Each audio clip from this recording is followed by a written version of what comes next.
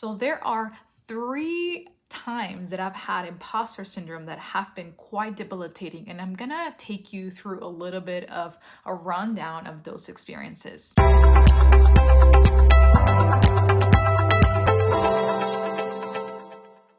Hey there, everyone. Welcome back to another episode. This is a short episode of the Brain PT. My name is Lily. I'm a neurologic physical therapist, and today's episode is going to be about imposter syndrome. So, you probably heard about this, or you've probably experienced this, and if you do, welcome to the club.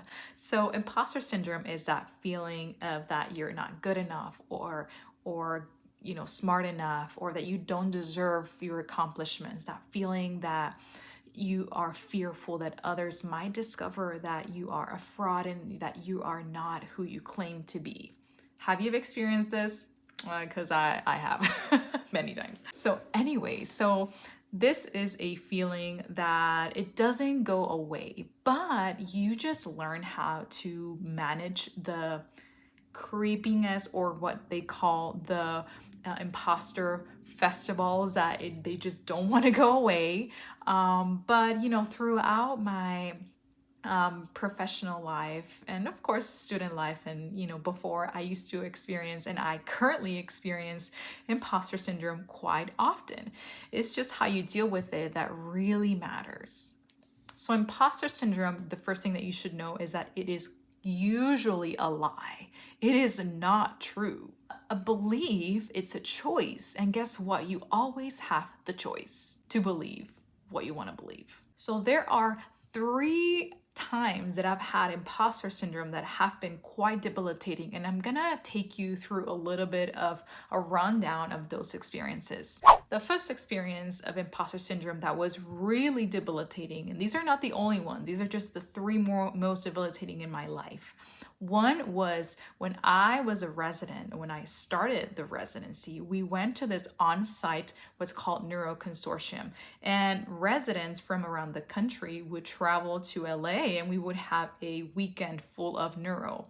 Now, I really experienced really bad imposter syndrome because the room was filled with brilliant people, and there was a majority of women. So that made it a little bit more intimidating, being in a room of just filled with brilliant, smart women that wanted to be as well neurotherapists.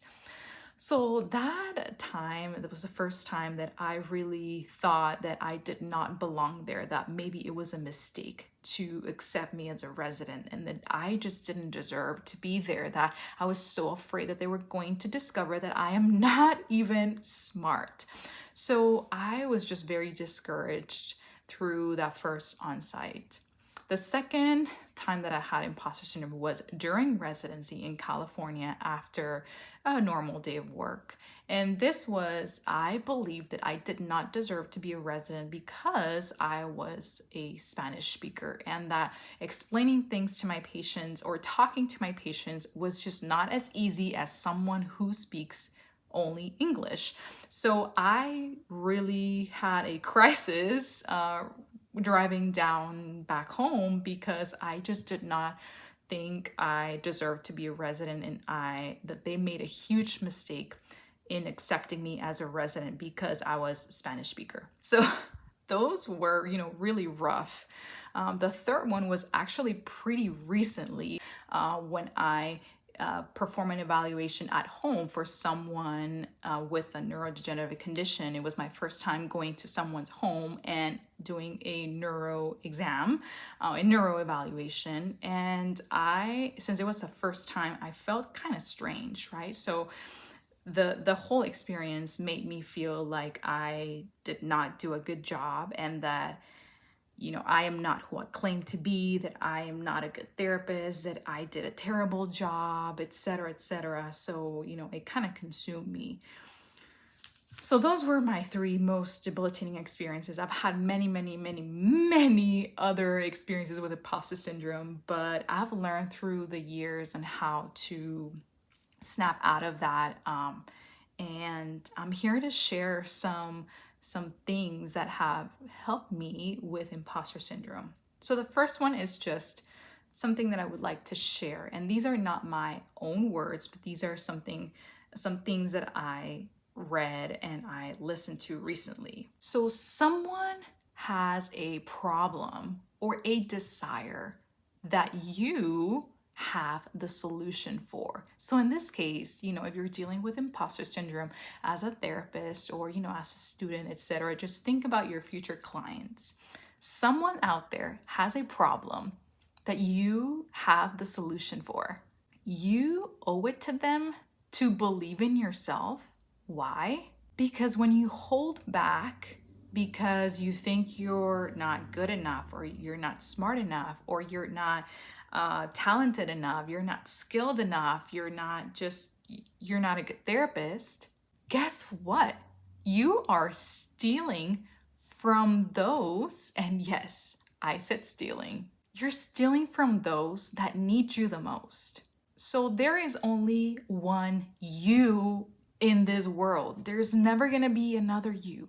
And you are meant to meet those people in your journey.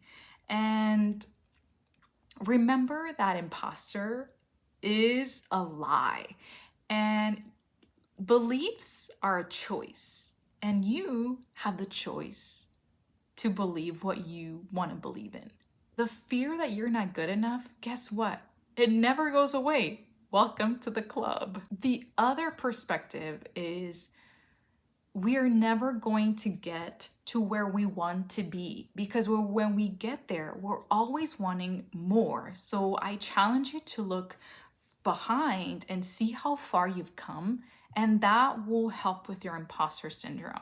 If I look back to that resident old me, to that resident who was thinking I was not deserving to be in that room full of brilliant people, I would tell myself, I'm proud of you for being there and being just vulnerable and just, the best time to start is when you're not ready, because in the way you learn so many things that are meant to help you become who you are today. And it's also a good thing to share with your friends when you go through this, because it is quite liberating to know that other people that you look up to, or that you're friends with, or that you think like, oh, they're so smart and so good therapists.